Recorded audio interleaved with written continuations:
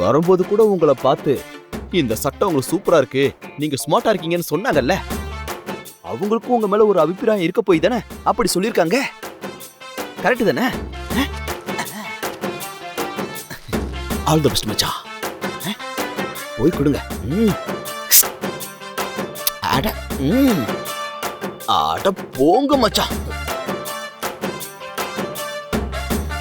நான் போய் வெளியே நிக்கிறேன். சக்சஸ் பண்ணிட்டு வாங்க. ஆல் தி பெஸ்ட் மச்சான். மச்சான் சக்சஸ் பண்ணிடணும்.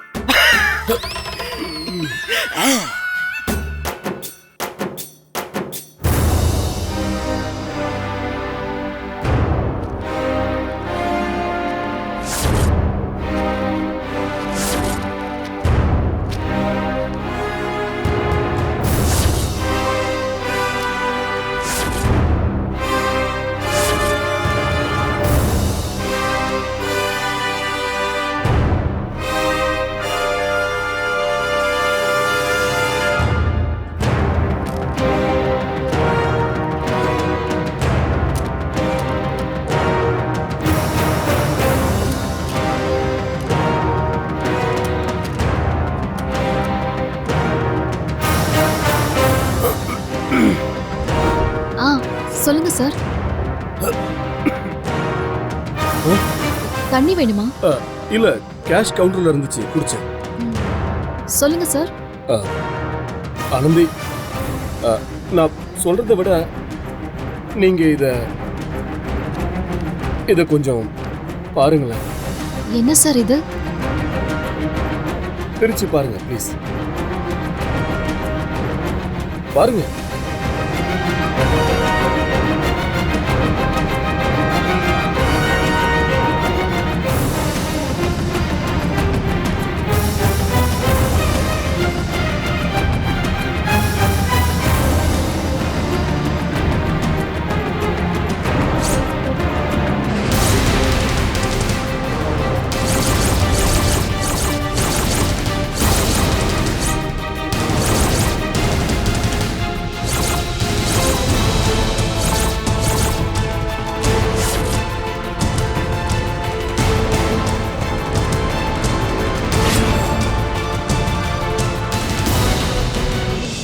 Sir.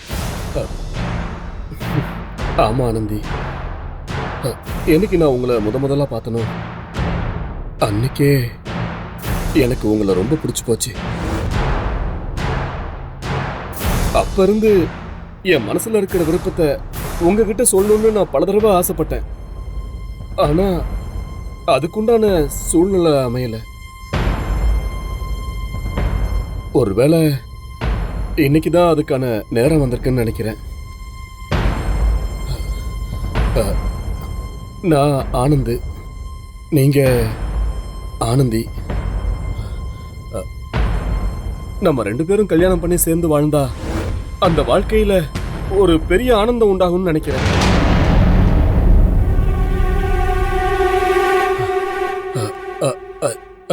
I love you Anandhi.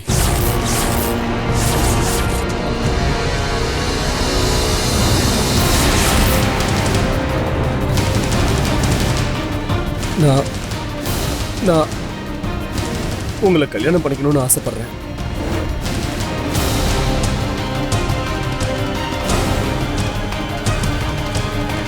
அது மட்டும் இல்லாம நம்ம 2 பேர் பேர்ல இருக்கிற பொருத்தத்துல இருந்து, அழகுல இருந்து, இப்படி எல்லா விஷயத்திலையும் நம்ம 2 பேருக்கும் பொருத்தம் இருக்குன்னு நினைக்கிறேன். அதனால நீங்களும் விருப்பப்பட்டீங்கன்னா. எல்லா விஷயத்திலயும் பொருத்தம் இருக்குன்னா இவரை எதை பத்தி சொல்றாரு? நானும் விவாகரத்தானவன், நீயும் விவாகரத்தானவன்னு அந்த பொருத்தத்தை பத்தி சொல்றாரா?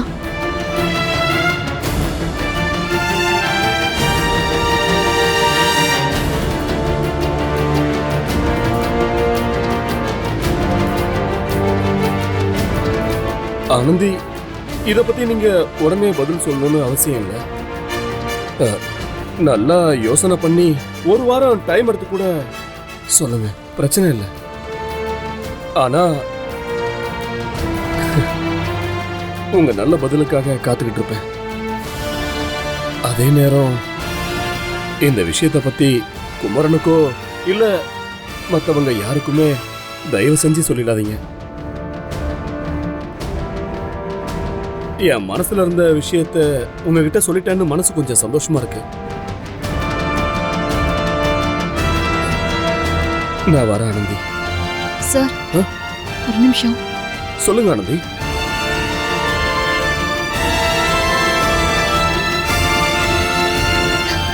சார், ஆனந்தி, என்னாச்சு? ஏன் கண் கலங்குறீங்க? நான் உங்களை கையெடுத்து கும்பிட்டு கெஞ்சி கேட்டுக்கிறேன். தயவு செஞ்சு நீங்க இன்னொரு தடவை காதல், கல்யாணம் அது இதுன்னு பேசிட்டு என்ன டிஸ்டர்ப் பண்ணாதீங்க ப்ளீஸ். என் வாழ்க்கையில கல்யாணங்கிற பேச்சுக்கே இடம் கிடையாது சார். எனக்கு அதுல விருப்பமும் கிடையாது சார். உங்களை கெஞ்சி கேக்குறேன், இன்னொரு தடவை இந்த எண்ணத்தோட நீங்க என்கிட்ட பேச வேணாம். நீங்க புரிஞ்சுப்பீங்கன்னு நினைக்கிறேன்.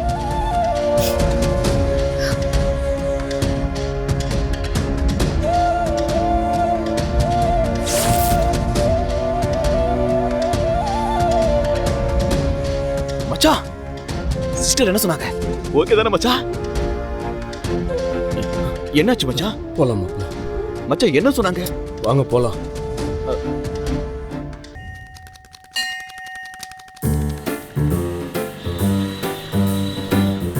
ஸ்டாப்.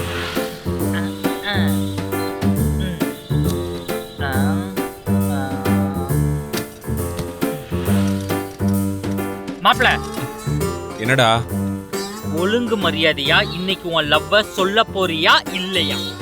டேய், நான் மட்டும் என்ன சொல்ல மாட்டேன், நான் சொல்றேன்.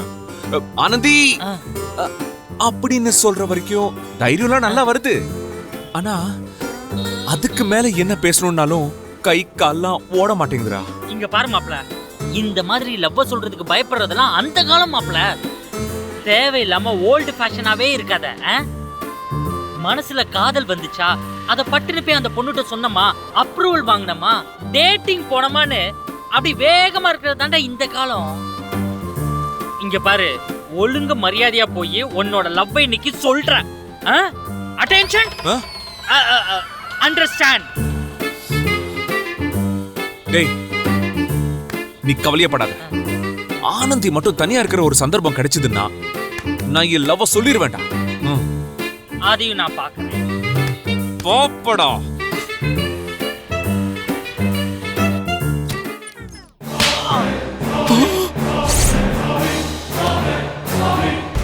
ஏண்டா ராஸ்கல், உனக்கு எவ்வளவு தைரியம் இருந்தா கடைக்குள்ள பொருள் வாங்குற மாதிரி வந்து இந்த பொண்ணு கிட்ட வம்பிழுப்ப?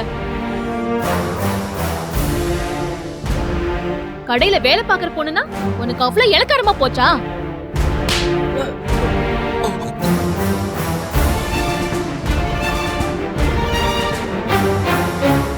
ஏங்க, எதுக்குங்க அடிக்கிறீங்க? நான் அந்த பொண்ணை லவ் பண்றேங்க, அதனால ப்ரொபோஸ் பண்ண வந்தேன்.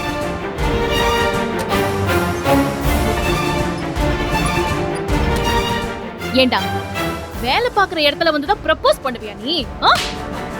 என்ன தைரியம்டா உனக்கு? பொறுக்கி. அக்கா, அவன் பொய் சொல்றாங்கக்கா.